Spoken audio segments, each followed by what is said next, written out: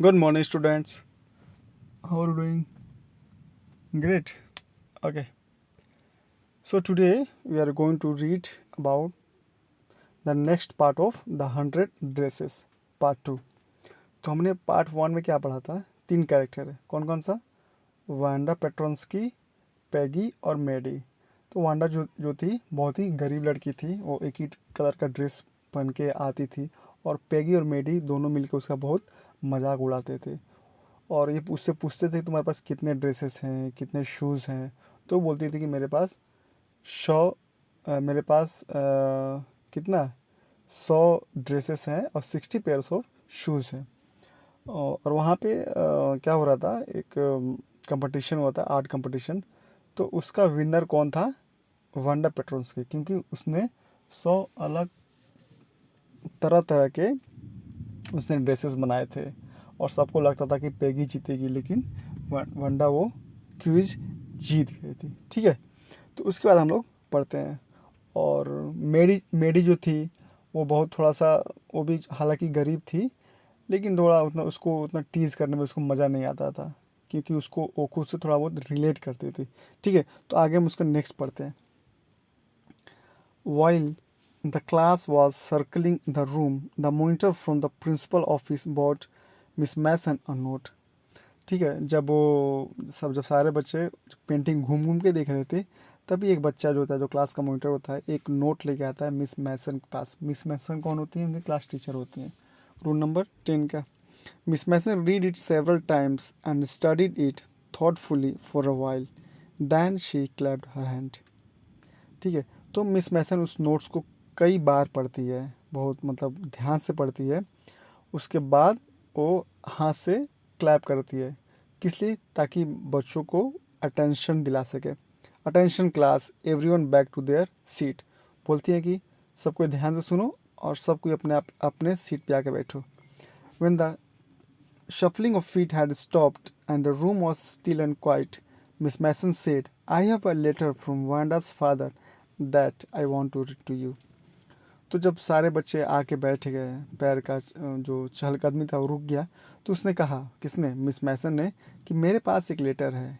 किसकी तरफ से? तो वांडस के फादर के तरफ से एक लेटर है। मैं चाहती हूँ कि मैं पढ़ के आपको सुना। So please I request you to please be seated. Miss Mason stood there a moment and the silence in the room grew tense and expectant.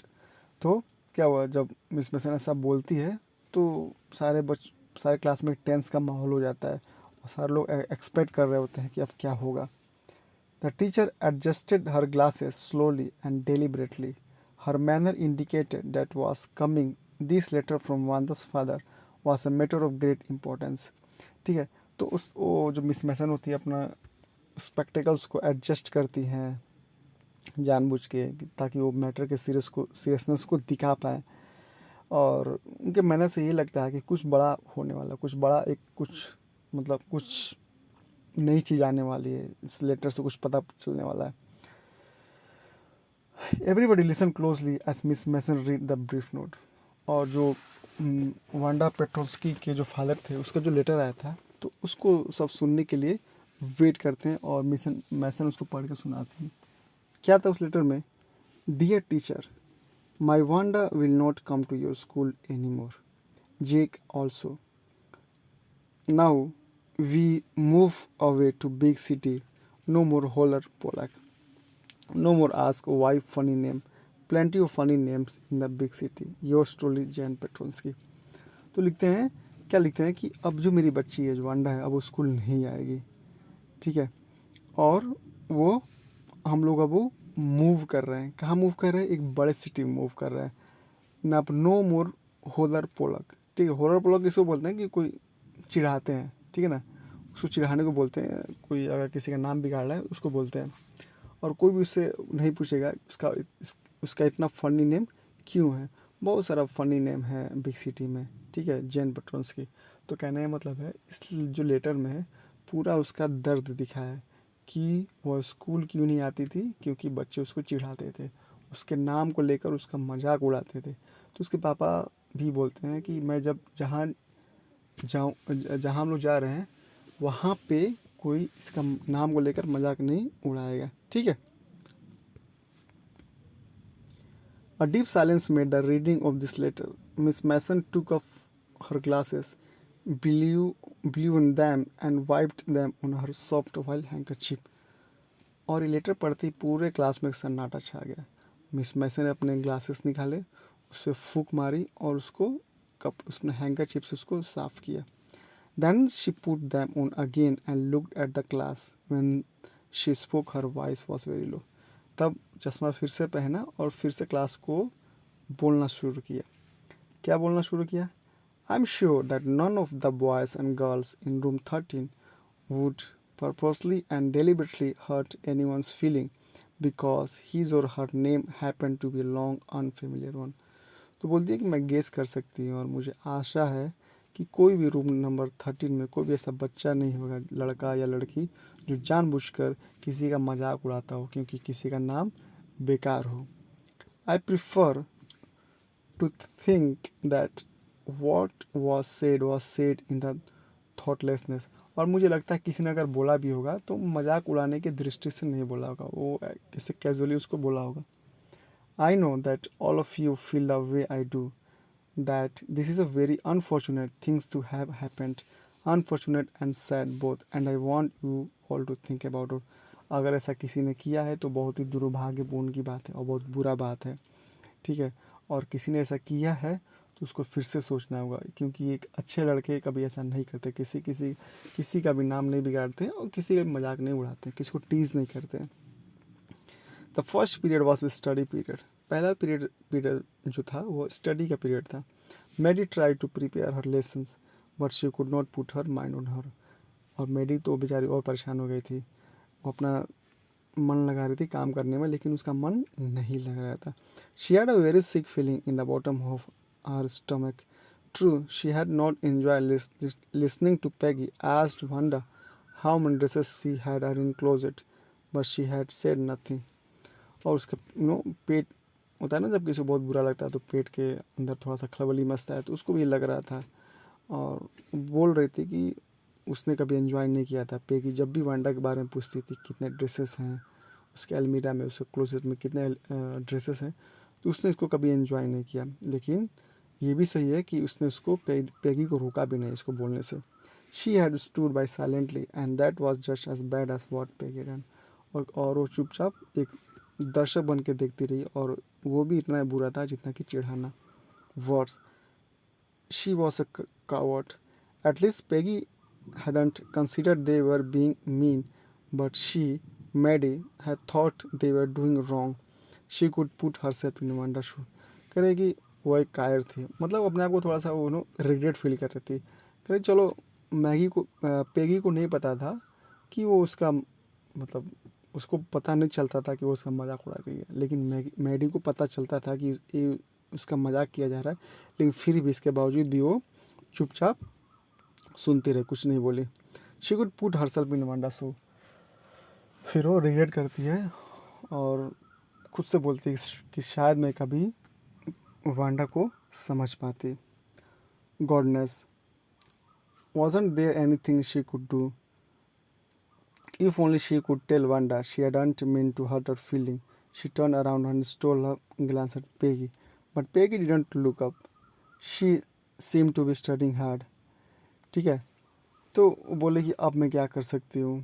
काश कि मैं वांडा को बोल सकती थी कि मैं तुम्हारी फीलिंग से कभी नहीं खेला, ठीक है। फिर उसने जो अपना चेहरा था उसने पैगी की तरफ घुमाया और उसको देखा, but Peggy did not look up. नहीं, पैगी ने उसको नहीं देखा। She seem to be studying hard. Well, whether Peggy felt badly or not, she Maddie had to do something. उसके दिमाग में आया कि यार छोड़ो, पैगी को कुछ अब उसको रिग्रेट हो या ना हो, लेकिन मुझे रिग्रेट है और मुझे इसके बारे में कुछ करना है। She had to find Wanda Petronski, maybe she had not yet moved away. तो उसके दिमाग में आया कि मुझे उसको ढूंढना पड़ेगा और ऐसा हो सकता कि वो अभी शहर छोड़ के गई ना हो। Maybe Peggy would climb the heights with her and they would tell Wanda she had won the country. उसके दिमाग में आ रहा था कि पेगी और हम लोग जाके उसके हाइट्स पे जाएं, मतलब कि बॉगिंस हाइट पे जाएं और उसको बोलें कि तुम कॉन्टेस्ट जीत गई हो। And then that they thought she was smart and the 100 dresses for beautiful, और जाके उसको तारीफ़ करें, उसको अप्रिशिएट करें कि जो तुमने भी ड्राइंग बनाया है ना वो सब के सब मस्त है। When school was dismissed in the afternoon, Peggy said with pretended casualness, "Hey, let's go and see if that kid has left town or not."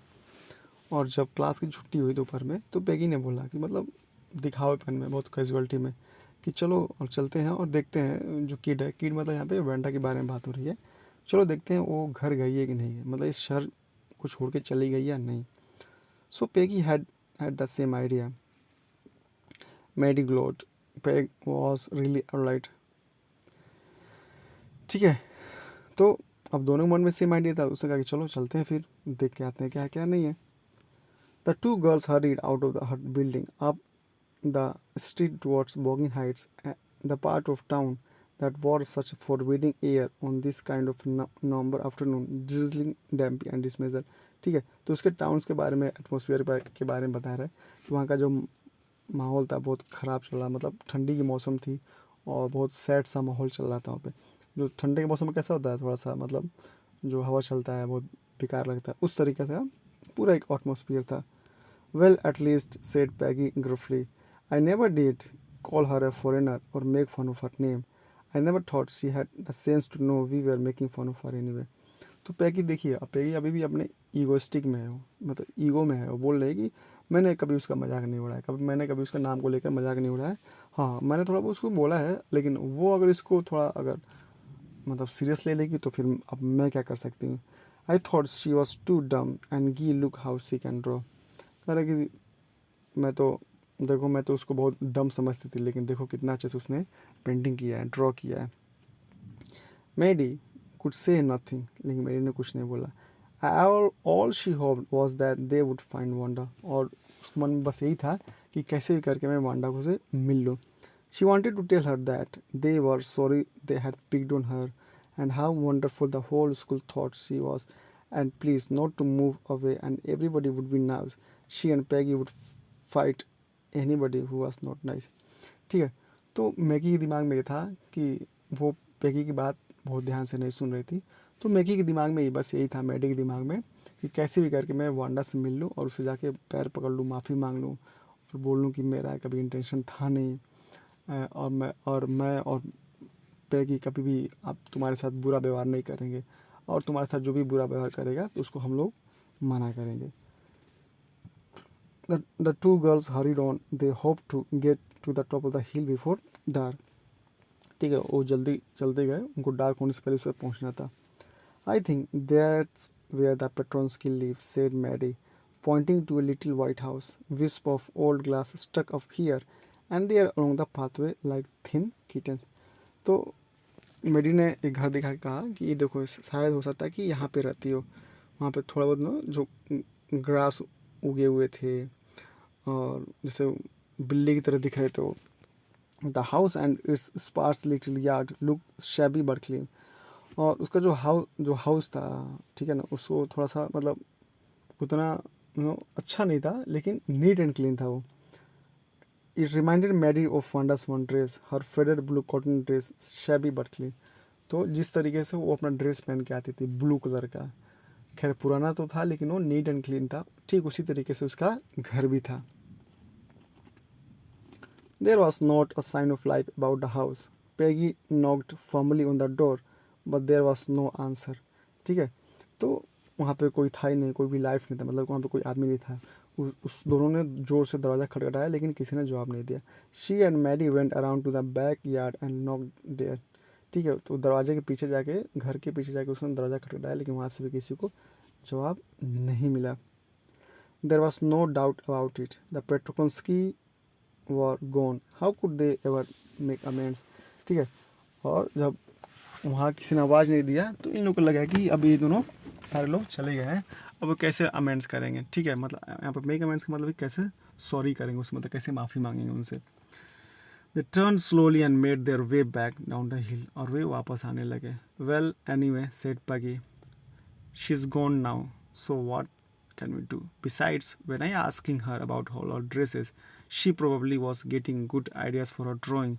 She might not even have won the contest otherwise. देखिए यहाँ पे Peggy का ego बोल रहा है कि वह अभी तक चली गई, चलो अब हम इसमें कर भी क्या सकते हैं.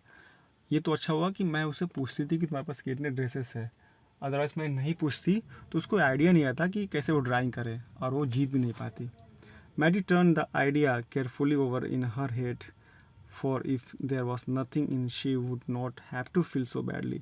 But the night she could not get to sleep. She thought about Wanda and her faded blue dresses and the little house she lived in. ठीक है, लेकिन मैडी को आइडिया सब समझ में नहीं आ रहा था. उसके दिमाग में बस एक ही चल रहा था कि क्या उसको इतना बुरा क्यों लग रहा है, उसको नींद क्यों नहीं आ रही, और उसको रात भर नींद नहीं आ रही थी. वो रात भर उसके बारे में सोच रही थी, उसके ड्रेसेस के, उसको जो टीज करते थे उसके बारे में वो सोच रही थी.